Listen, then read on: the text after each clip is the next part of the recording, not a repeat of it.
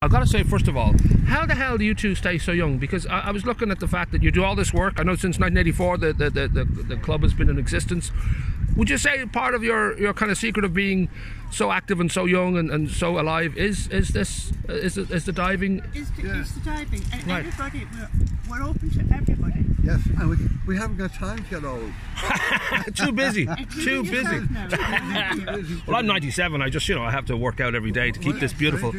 56. I have to think about that. 56. Yeah. I'm 77, 78. Right, and you're 27, right? I'm 71. There you go. Holy moly.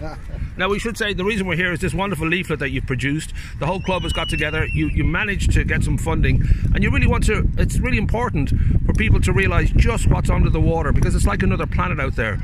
So when was the idea? Was this been an idea that you guys have had for many years, or was it just inspired by the fact that, oh, we finally have some money to do this properly? How did this come about? Underwater, and it's kind of a qualification in biology, if you like, isn't that right, Anne? And I had an interest as an amateur, so we worked together and has encouraged me to do this, that and the other underwater regarding wildlife. Right. And the final thing is that Anne has finally produced a fantastic piece of this area, one that should be in every area where there's a diving club, or even if there isn't. Well, I know Anne's very keen to say that everybody was involved in the club, right? But I know your son Emmett and you did a lot of work, and Albert did a lot of work. And my son, who yes, helped me with the computer. Very good. And Brendan, who was very good helping with photographs. But mainly for people who we dived with, who would go. Are you filming this? I'm checking the notes just to make sure I have the right name. Now, I will say that I pointed out things to look at and yes, things we didn't. And I would say, you look, and then we'd get back to the clubhouse and we'll be able to find out if there was something we didn't know. Well, there's all sorts of aliens in there, like the light bulb sea squirt. You've got the spider crab, and of course our beautiful friend the octopus. There's all sorts of creatures that people may not even imagine that would be living off the coast of. Fish.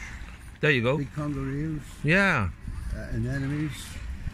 So it is teeming with life out there. But I suppose the big part of this plan is that we can make sure exactly what's out there and keep an eye on the fact that some of it may be declining, and if we can help. Yeah. Well, that's But for the past 4 years, we've been doing a citizen science project with the National Biodiversity Programme, and we've done 69 dives. Wow. Surveying the harbour and Carrigaven. They're two different areas. Obviously the harbour is sheltered, and we've been recording the wildlife, because you can't know if you're losing wildlife what you don't have, biodiversity, if you don't have a baseline. Sure. And there is none in Ireland. So Sea-Search, which is part of CFT, our parent organisation, set up this, and there are various clubs around the country doing that, but we're the only one in Wicklow. Now, I'm going to say, if you guys want to come closer to the wall, I'll move back, because I'm worried that my big mouth, you can hear it for miles away, but I'm worried that we won't be able to catch. But that is very important, as you said. Now, the 4 years you've been doing this research, it's really about finding out what do we have here, and therefore, if we should start to lose anything, we know that it's changing, that the biodiversity is changing, that climate change is having an effect. Yes, and the thought is now that it won't be the sort of special ones we like the elegant anemone, which is just a beautiful thing.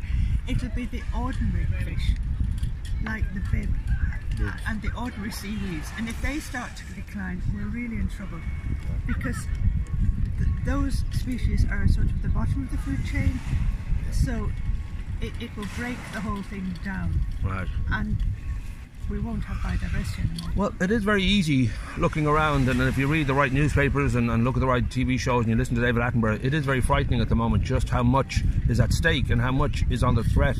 I mean, is this something that you can feel optimistic about? Do you worry deeply about the fact that there is apparent change going on all the time? Well, I think divers by nature are naturally optimistic.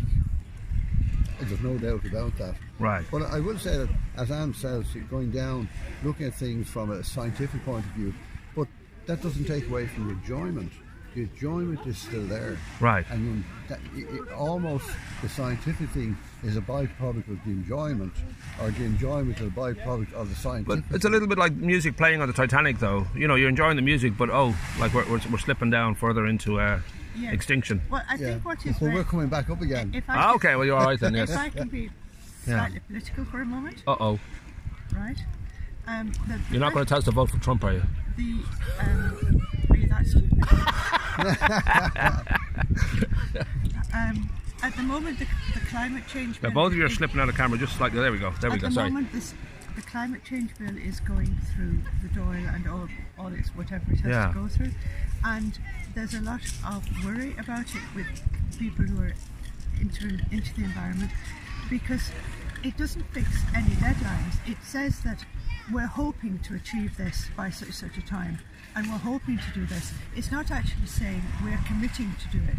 It's not the law that you have to do it. So it's a kind of bit of a cod. Right. You know, and there's a lot of groups that are trying to get some action here. There's a lot of greenwashing goes on, of course. Even the large oil companies and all that just greenwash their image, and they suddenly have green logos and they have flowers rather than, you know, skull and crossbones. It just seems to give off a better impression. Yes. So there is that worry that even in politics, of course, there will be a lot of greenwashing, that it sounds on the surface like stuff is being done, but underneath the surface nothing is being done. Yes, but if you lose the light bulb sea scrut that you seem to be interested in, right, it's gone. You can't get one back again. You can't go and buy one. You know. And I heard they're tasty. That's annoying. Once they're gone, they're gone. Yeah. That's why I think I'm hopeful always that you know, we will pull the nose of the plane up, and we won't, you know, just hit the ground. I have to be optimistic. I just, when I look though at the actual facts and figures, it does kind of give you a chill, and you do feel, well, there's a lot of wrong going on in the world in regard to the climate, and to is there reason to be optimistic? Do you feel there's reason to be cheerful? Well, I was in IKEA, it must be about 2 years ago, and they had a blackboard there, a children's blackboard, and somebody had written on it the problem with you're slipping away there, Albert. Change and the lack of the threat to biodiversity is that everybody else thinks that somebody else is going to do. Right. Everybody thinks that somebody else is going to do something about it. Yes, yes. And that from the mouth of children. Right. And isn't that true? Absolutely, we think, oh, that's awful, but we don't think that we have to fix it. Well, I think we're all a little bit more detached from the real world thanks to the internet and thanks to just generally being cocooned in our homes, especially right now. But we just assume other people out there are picking up the rubbish for us, other people are sorting out the oceans for us. And we have an issue here in the harbour with people coming down drinking beer. Huh. No way. Stamping on the cans and chucking them in the water. Were your HQs over there? That'd be a great sniper spot, no? Would you not be able to, just some sort of pellet gun, or you don't have to kill them, but just leave them with a mark? Forehead is good. If you can get the forehead, that usually... Yeah, or like a dye. A laser, anything. Just something that will just give them some reason to think for a while. And they talk about education. Now, you see all these children around here. They all know not to throw stuff in there. And the teenagers know as well. Yeah, it's monkey see, monkey do. Yeah. So I do not know how to break that cycle. Yeah. And sniper. Yeah. We're hoping for somebody might put litter bins up the pier as well. Sure. Because that's where the fishermen go. Have their sandwiches, leave down their papers and their bottles and everything. And the wind blows, it all ends up in the sea. And that is quite easy to solve. Yes, yes. Oh, there's certainly things that can be done immediately that will help a lot. And they're small gestures, really. Yeah. There is good reason to be optimistic, I think. There is. I think science is now so advanced, and science is probably going to give the answer. And the people who are going to apply the answers is probably not this generation, it's the next generation of young people who are getting more and more concerned. But that's you again about saying it's somebody else got to do it. No, but they need to be well, I suppose there is a generation. By the science now you're of this this generation. Are you two on skateboards? You're sliding all over the place. Are you on skateboards, you two? Okay, right. It's all this COVID thing. That's it, of course. We have to get out of that. You heard of that, yeah. I have read something about it last week. Yeah. Sounds very nasty. Yeah. Well, I mean, there is no reason why we cannot do what is needed to be done, not to save ourselves on the planet, At the moment now we're looking for water on the moon so we can escape there and wreck the moon. Not the moon, Mars, is it? So we should say, I'll let people know about the club and you know, get in touch if they want to get involved in obviously the diving, but also to help out in any way. You will be, when the COVID lockdown has been lifted somewhat, you'll be able to send these leaflets. You've got quite a lot of leaflets, which is great, and you hope to get them to the schools. We hope to get to the schools because there is a module in the junior set. Oh yeah. Science that deals with climate change and biodiversity, and the 5th class also do it. So they're very welcome to have leaflets. Great. And we're delighted. We'll put an example of the leaflet up there just so people get an idea. And it is very, very important. It is another planet, but it's part of our planet under the water. And just to know that's there. Yeah, which is amazing when you think it's a whole other universe really just hidden under the water. It's right there. Yeah.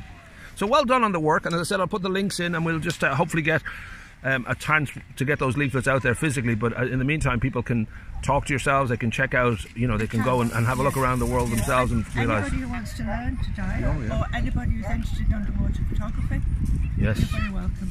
Nice. And okay. the thing, Paul, is we can tailor make the course and the training to suit the individual. Sure. It's not a class situation where everyone has to keep with everybody else. Right. The course is geared to the ability and the speed that the person wants to do it. Perfect. You know? Okay. Rock and roll. Well done, kids. Nice work.